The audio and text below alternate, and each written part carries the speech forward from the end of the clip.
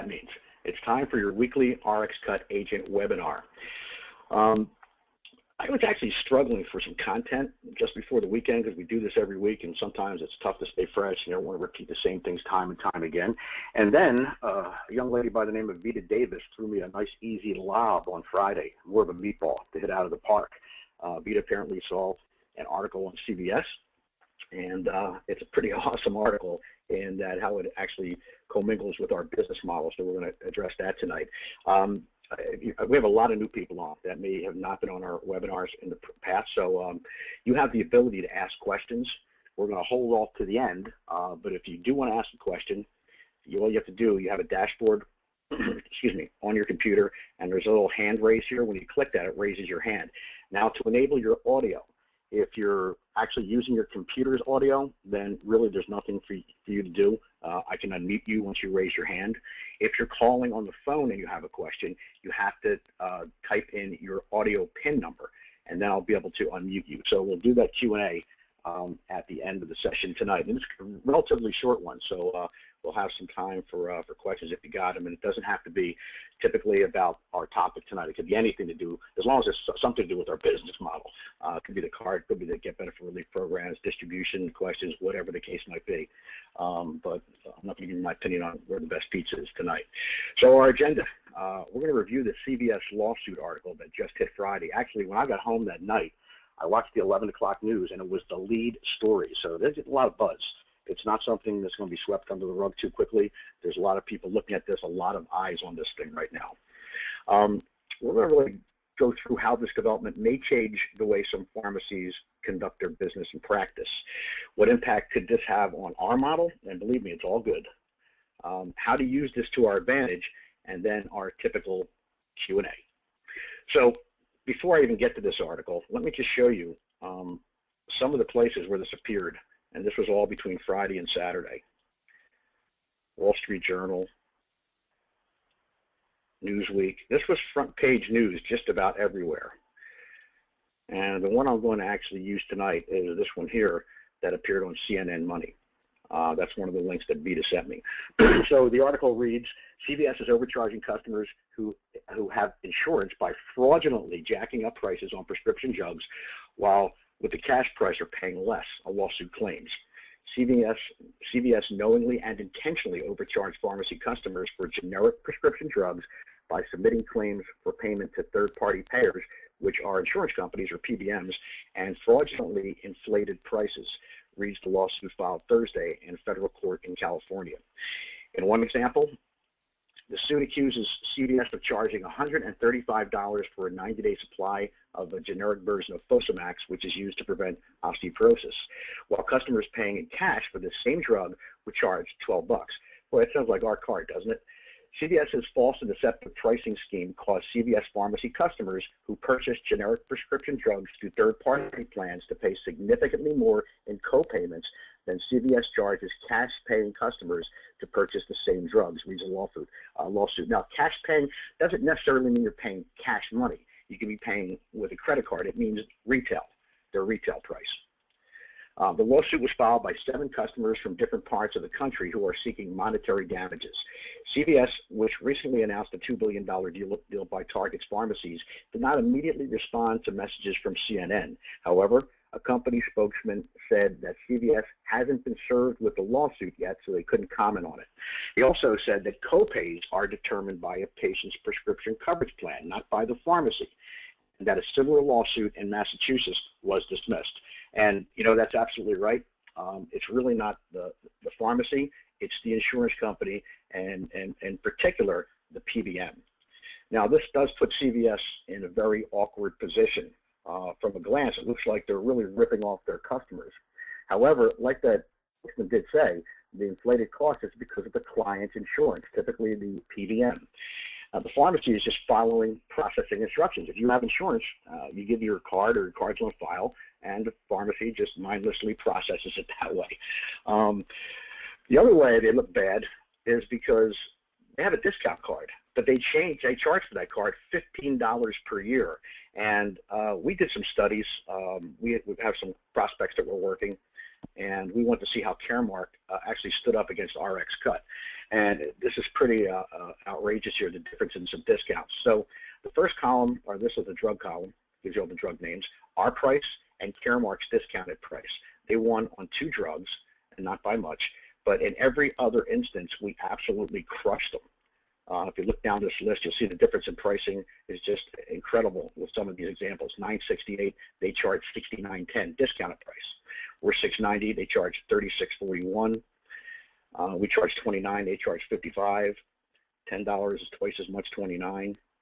And you'll see these examples continue as we go down the bottom. They actually won on 3 out of 48 drugs, but when we won, it wasn't even close. Pravastatin, $17.50 our price, their price, discounted price, $82.19. So at the end of the day, the bottom line was if you took the 48 drugs and averaged them out, our average cost for these generics was $12.99 per script.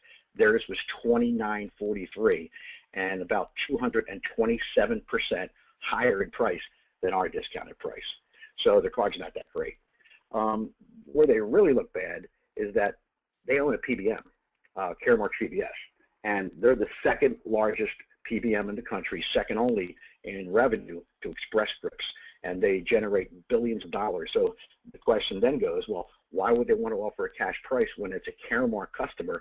Because they're going to make a lot more money on the PBM side. That's where they're really looking bad. And this is just a screenshot, a very poor one too. I couldn't get a clean shot of this.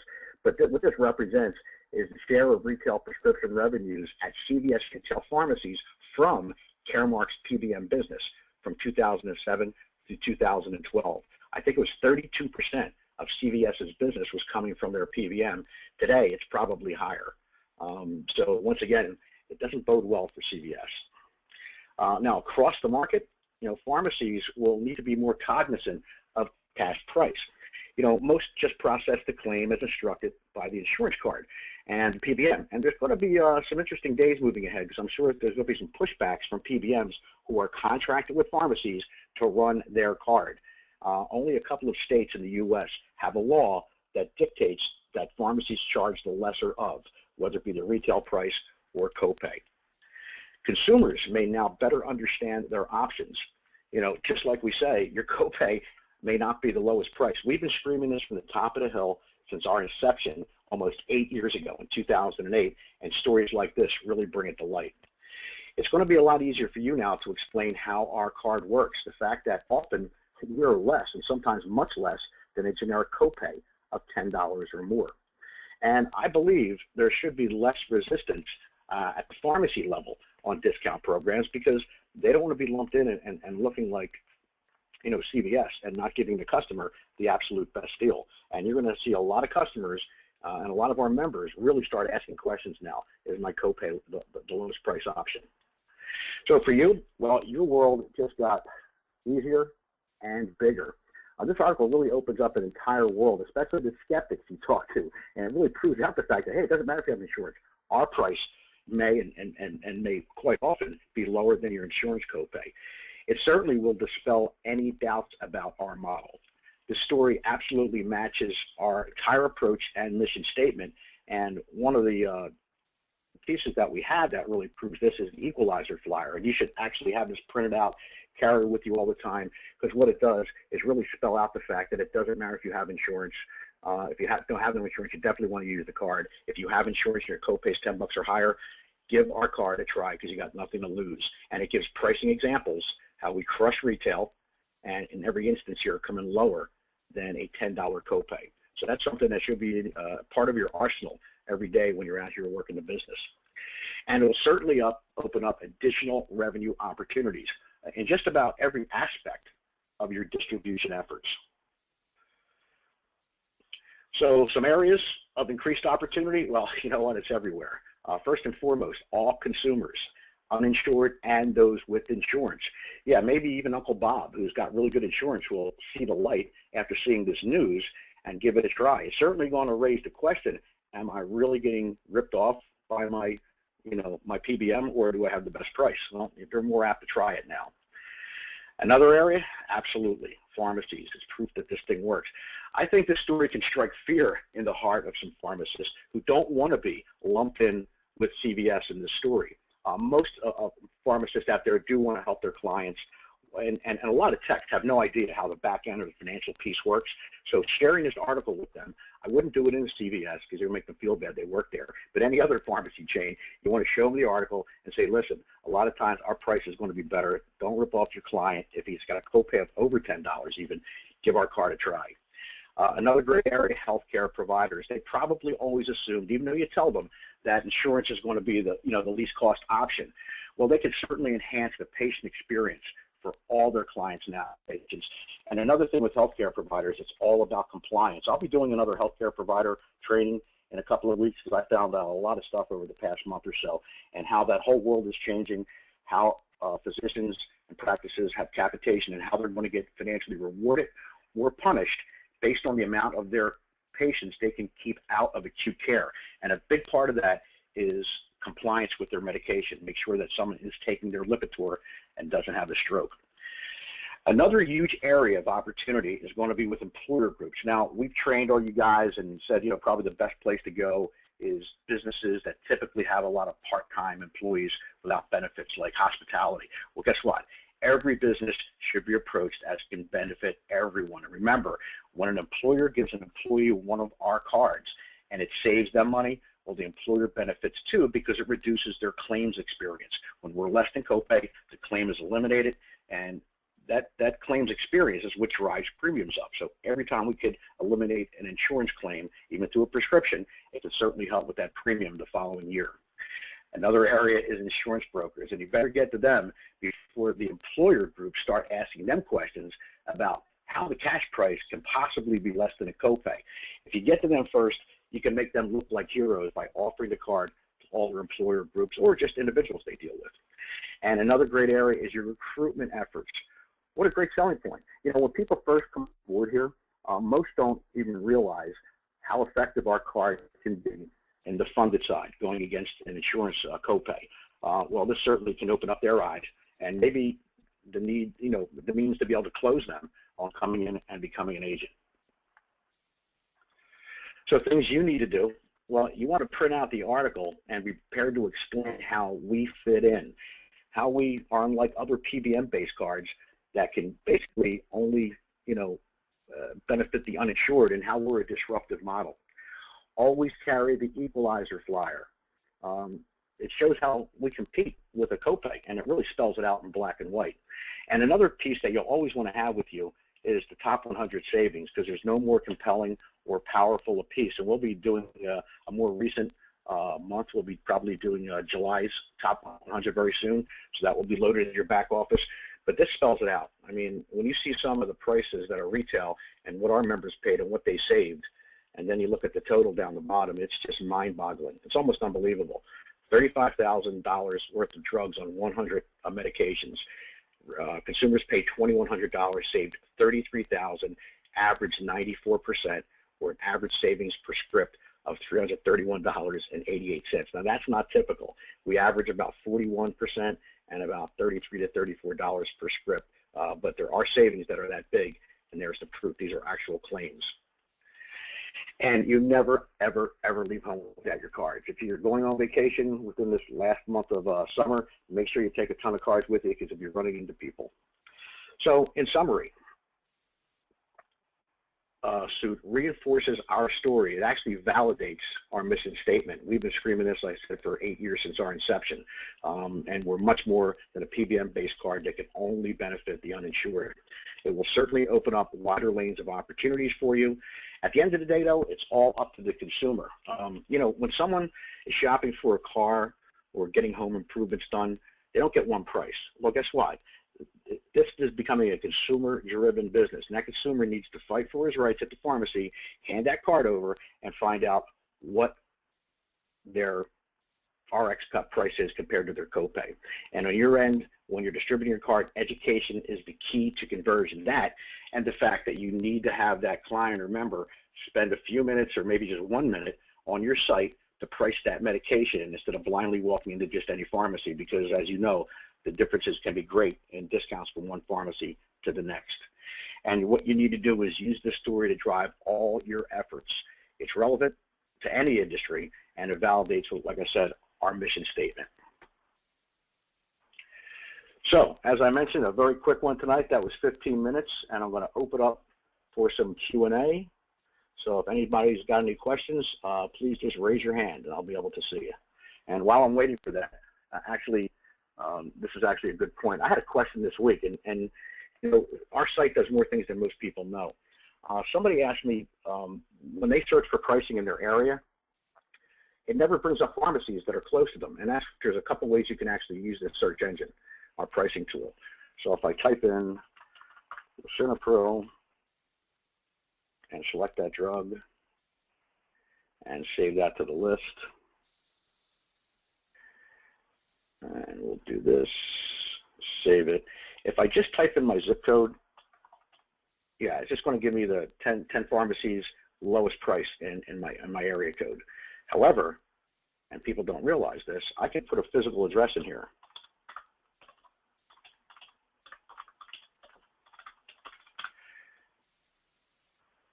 And I'll expand that search to, say, 30 pharmacies, click search. And now all I have to do is click distance here. If I click it by distance, it won't sort by lowest price. It's going to sort, you know, to my destination closest to me. Because right now they got Walmart 3.64 miles. It's the cheapest price, $7.23. If I want to go distance, now 1.32 miles, I have ShopRite, who's just a little bit more than Walmart. So that is one way that you can absolutely, you know, get the closest to your area. It might not be the least, but if you look at cost first, then click distance, at least you'll know, what the lowest price is, and then what's very close to you, how close they can come to that lowest price.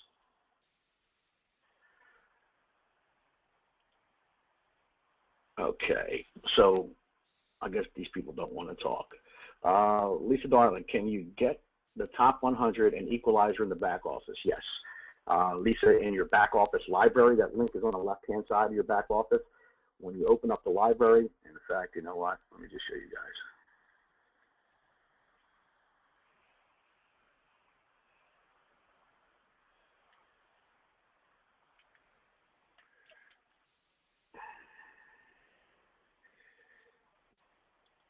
If I go back to the main page, the library link, under RxCut, you'll find both.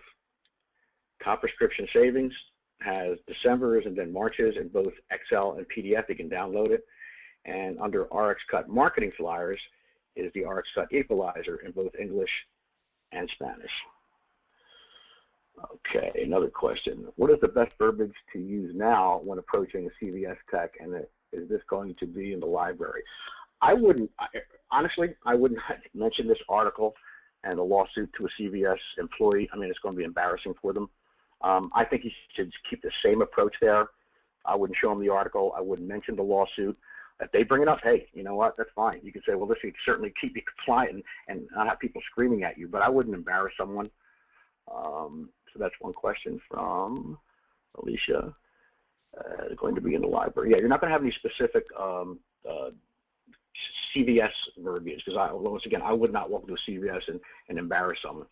Another question is always something, a great opportunity. What are the biggest, earliest issues for a PBA that you've given what's happening that you see? Let me read that again. There's always something coming ahead, even behind a great opportunity. What are the biggest, earliest issues for a PBA that you've given what's happening that you see? Well, you don't get an A for grammar there. I don't really see any issues. We had a lot of concern with healthcare reform prior to it hitting Affordable Care Act, as I mentioned last week. We didn't know how it was going to affect our business model. Thank God that the pharma industry and the PBMs have the most lobbyists on Capitol Hill, second only to the NRA and tobacco, because prescription medication was hardly even addressed with Obamacare. So people are in worse shape today with higher copays, 34% higher than before healthcare reform. So it's actually created a perfect storm scenario for our card. Does pharmacy search default to lowest price? Yes, it defaults to lowest price, but as I mentioned and just showed you guys, you can actually click on by distance or go back to total cost. It's going to go to the cheapest, not necessarily the closest. If I go to distance, and I had my entire address in there. So if you really want to go distance, just type in your entire address.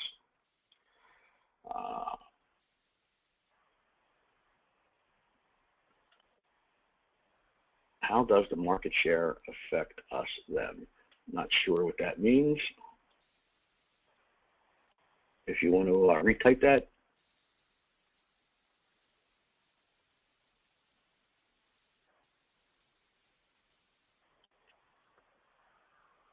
If you mean market share, today, there are over transactions that ride the funded rails, meaning that they go through an insurance provider and a PBM. I'd like to get, 2% of that. I'd be happy. I think that we're going to have an opportunity to get a lot more of those funded deals and have it converted through RxCut, since we're going to win, the majority of the time if someone has a generic copay over $10. Could you reference the CVS article you liked again, please? Yeah, the one, they're all good, to be honest with you, but the one I used came from Yahoo Money. And this is going to be uploaded into your back office tomorrow, along with maybe another 1 or 2 CVS stories. In addition, I promised, and I'll get to it tomorrow, to upload the PowerPoint from last week's training on healthcare reform. That'll be in your back office. You'll be notified where to find it and when it goes out, as well as the CVS article. Sorry, explain to people market share today and how it affects. Still don't understand you. If you want to call me offline after the webinar or email me, I'll certainly try to make sense of that. And I believe that's it, guys. I see no more questions. Listen, appreciate your time. We do this every week, 8 o'clock. I try to keep it real brief, 20 minutes to a half hour. As I mentioned, always, I have the attention span of a gnat, and I don't want to keep your entire night, but we try to get you some good takeaways. We're probably going to do another all-hands open mic call next week or the week after, so if you can put together some lucid questions, that would be really, really good. Anyway, appreciate your time, appreciate your efforts. You have yourself a great week, a good night, and we'll be here again next week. And until then, remember, success is the culmination of failures, mistakes, false starts, confusion, and, most importantly, the determination to keep going anyway. Have a good night, take care, and we'll talk to you next week.